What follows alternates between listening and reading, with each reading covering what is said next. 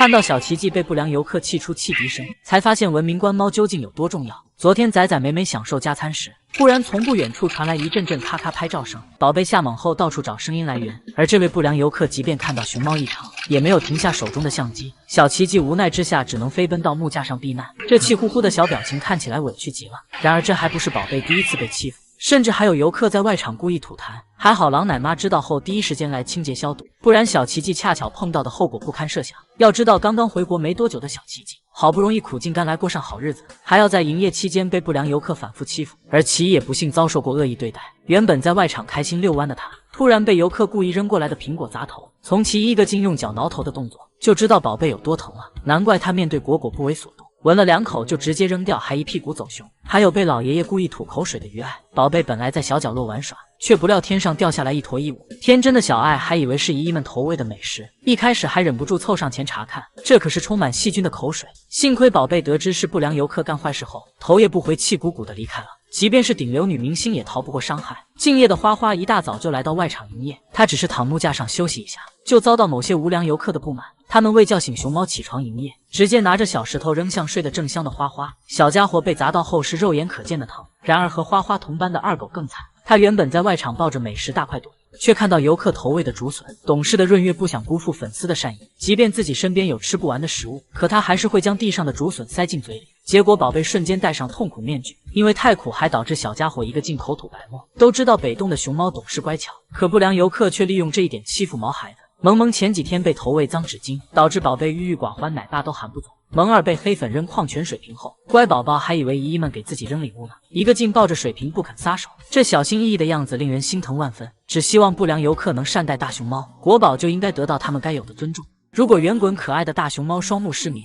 我们还会义无反顾的爱它吗？眼前这只等待死亡的国宝就是小明，病痛的折磨和一片黑暗，让原本性格开朗的他放弃了生的希望。小明以前还是一只自由自在的野生大熊猫，可宝贝自从步入老年期以后，因为战斗力大不如前被野兽攻击，等到救助人员发现的时候，受重伤的他早就奄奄一息，动弹不得。得知小明还有一丝微弱气息后，马院长不顾一切也要将孩子带到救助站。他们这才发现小明不仅是外伤致命，还患有严重的肾炎，就连眼睛也是一只瞎另一只白内障，难怪他总是会漫无目的乱撞。疾病缠身的小明随时都有可能离开。或许预感到自己时日不多，他总喜欢一动不动地坐在墙边。马院长得知自己亲手救回来的孩子，如今整日忧郁后心疼不已，便拿来新鲜的竹子投喂对方。可小明却用不断拍打的动作表示抗拒。后来院长才发现小明牙齿严重受损，不能啃咬坚硬的竹子竹笋，可苹果窝窝头之类的食物营养价值不高，他只能一点一点切碎竹叶，熬成软烂的食物后再亲手递给对方。看到小明大快朵颐的样子后，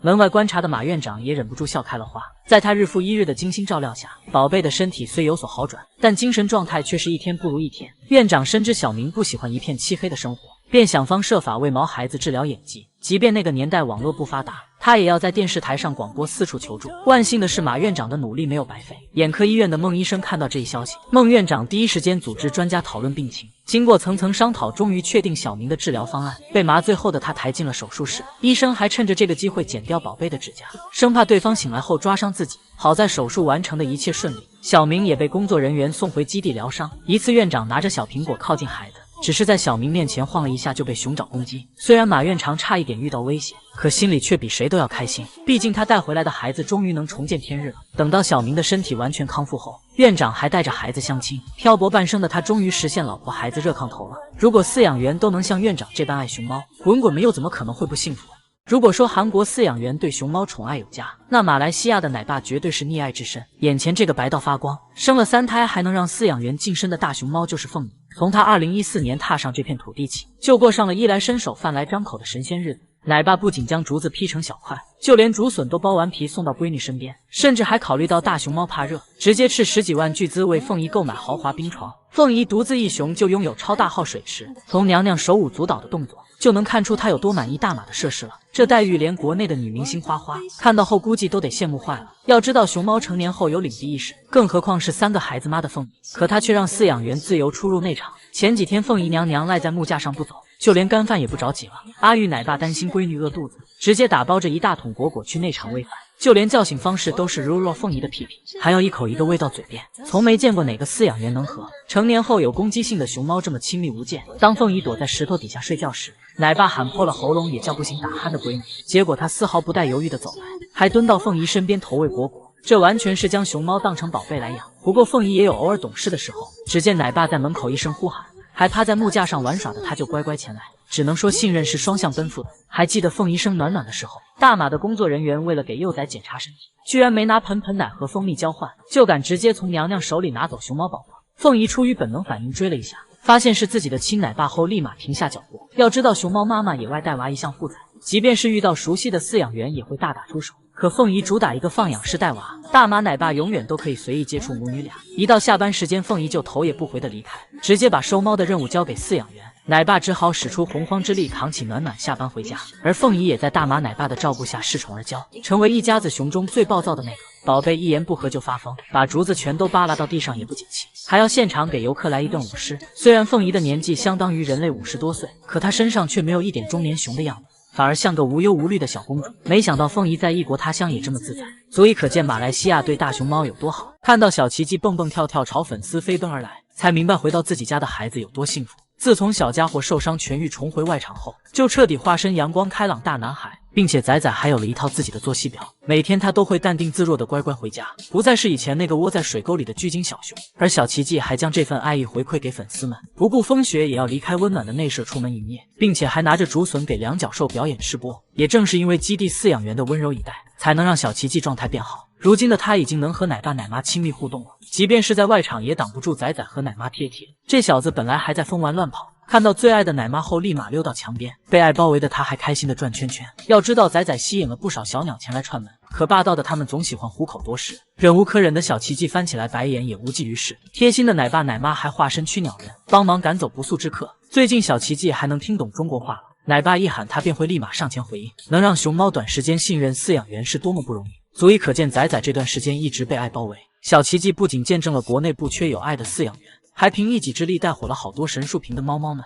仔仔作为一枚顶流功勋小熊，打从回国那日起就受到不少关注，粉丝们远赴千里赶来只为见他一面。就连小奇迹在内舍疗伤的那段时间，依旧有两脚兽猪留在外场守护着宝贝。正因如此，基地的小熊们也被网友们看到了。比如说像云端的真真仔，他躺在宝座上晒太阳的唯美视频一举成名，喜欢挂树的可爱小团子也彻底出圈，还有爱听八卦的大熊猫麒麟，这小子仿佛村口老大爷上身那般，每当隔壁小熊切磋武艺打得不可开交，他总会踩着木桩竖起耳朵偷听。长相和名字都很喜人的医保卡也是小奇迹的邻居之一，圆头圆脑的他还有着冲天的朵朵。小奇迹周围还有最近很火的挖煤宝宝，两个小家伙自从跟着老妈出了外场就没消停，摆烂的苏林宝妈可不爱不管娃，放任着孩子们上蹿下跳成了小煤球。这些小熊猫同样有趣，爱整活耍宝，只是因为没有流量而被遗忘。还好如今有了小奇迹的加持得以出圈，只能说顶流不愧是顶流，也希望邻居们的活泼能够带动小奇迹。看到受伤出狱的荷叶茂鱼也要营业，才明白小家伙到底有多懂事。